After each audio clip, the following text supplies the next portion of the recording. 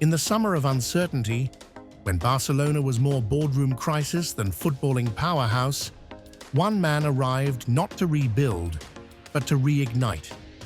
From the rubble of financial despair and fading stars, Hansi Flick emerged, not as a messiah, but as a master tactician.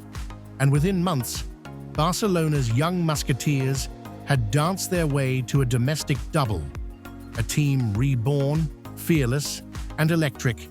You can't win anything with kids. Nearly 3 decades ago, pundit Alan Hansen dismissed Manchester United's youthful lineup. That class of '92 made him eat his words. Today, Barcelona's own brigade of prodigies, Lamine Yamal, 17, Pau Cubarsí, 18, Alejandro Balde, 21, Marc Casado, 21, and Pedri, 22, are sparking déjà vu. Under Hansi Flick, they've captured La Liga and the Copa del Rey. They were within touching distance of a Champions League final. This isn't just a renaissance, it's a revolution. And it started, oddly enough, from desperation. Barcelona couldn't afford stars. They couldn't even register signings. Financial chaos forced their hand, but it was Flick who transformed necessity into strategy. Flick's arrival. When Flick walked into the Camp Nou, he didn't find a broken squad, he found a bruised one. Veterans like Robert Lewandowski, Frenkie de Jong, and Rafinha were adrift. Lewandowski had become a target man with his back to goal. Rafinha was being subbed before the 60th minute. De Jong, he thought he was being pushed out of the club. Flick's first move wasn't tactical, it was personal. He told them, "You matter. You're part of my plan." The results? Lewandowski led the scoring charts with 25 goals. Rafinha flourished with 18th in the league, and De Jong became the team's beating heart. The youth revolution. But if there's one defining storyline of Barcelona's resurgence under Hansi Flick, it's the youth, not merely present, but central. This wasn't a side carried by stars with teenage apprentices on the bench. It was the teenagers themselves who took the reins and redefined what a winning team could look like.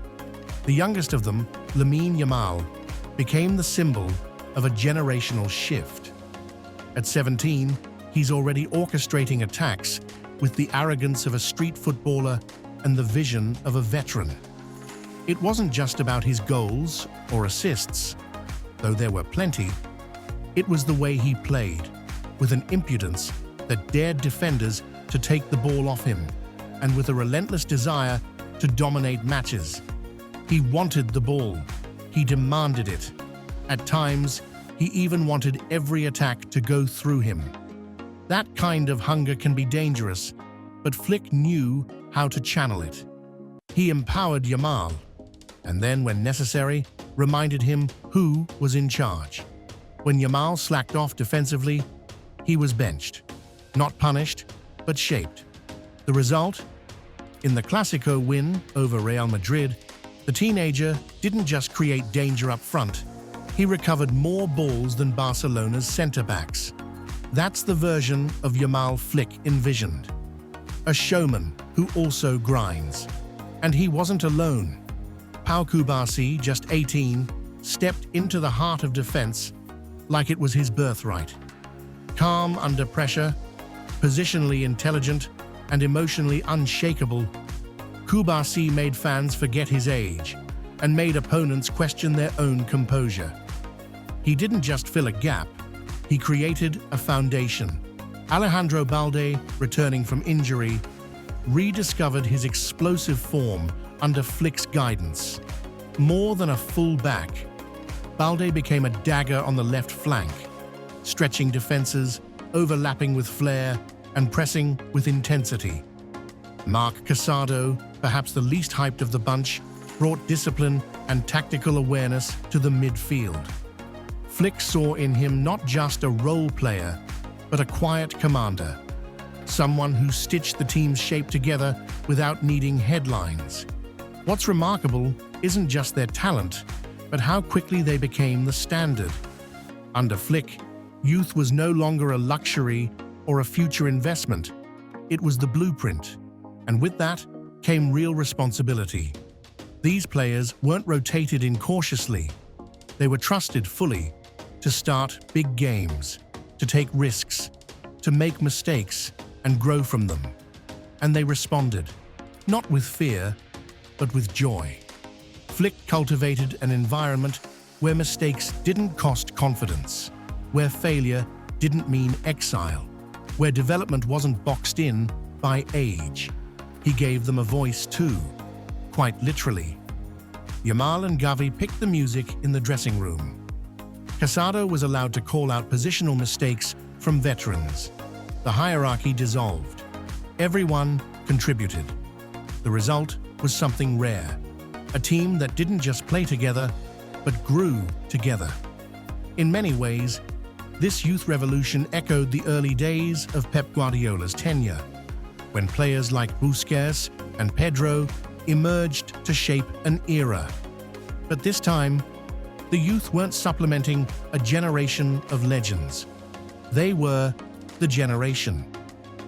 What's perhaps most striking is how natural it all seemed. There was no visible pressure, just excitement, a kind of footballing innocence, fast, fluid, sometimes reckless, but always authentic. And maybe that's what the world fell in love with. Not just Barcelona winning again, but how they were winning, on the back of bold, expressive, fearless football from teenagers playing like they were still at La Masia and dreaming like they'd just arrived. Barcelona's young Musketeers didn't ask for permission to lead the team. Flick gave them the space. They took the stage. And now, they might just take the future. Culture change. This wasn't just a tactical shift, it was cultural. Flick demanded punctuality and enforced it. Jules Koundé and Inaki Peña were benched for arriving late to meetings.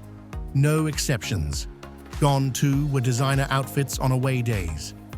Under Flick, club attire only, from directors to players. And Flick himself, pain-free for the first time in years after a hip replacement. He was energized, focused, even joyful. And it showed. Building from the back, at the back, Flick found his general in 33-year-old Íñigo Martínez. Not the quickest, not used to playing a high line, but under Flick, Martínez became a mentor, commanding, disciplined, driven. The high press was risky. It exposed weaknesses, but everyone, from the youngest winger to the oldest defender, bought in. Benfica and belief. In January, against Benfica, Barcelona played a 5-4 thriller, and Flick found his formula. Dani Olmo and De Jong starting, Rafinha dominating. Barcelona didn't just win, they announced themselves. It was chaotic, joyful, terrifying. But it was Flick's Barcelona, a side that could be punched, but would always punch back. Even in their darkest patch, 4 losses and only 5 points from 21 before Christmas, Flick stayed the course. No blame, no panic, one mind, one mission. Barcelona became a team of one mind. Yamal, Rafinha, De Jong, all leaders in their own way. Flick crafted the plan, but the players brought the passion.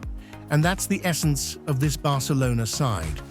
A blend of youth, resilience, and belief. Not flawless, 24 goals conceded in 14 Champions League games proves that. But fearless? Absolutely. Looking ahead, the future, it's not guaranteed. Flick's contract has just 1 year left. He won't sign a long-term deal. Control is the next step. Maturity, evolution. But one thing is certain, Barcelona feels alive again. The smiles are back. The pride is back. And if you still believe you can't win anything with kids, well, maybe you haven't been watching Barcelona.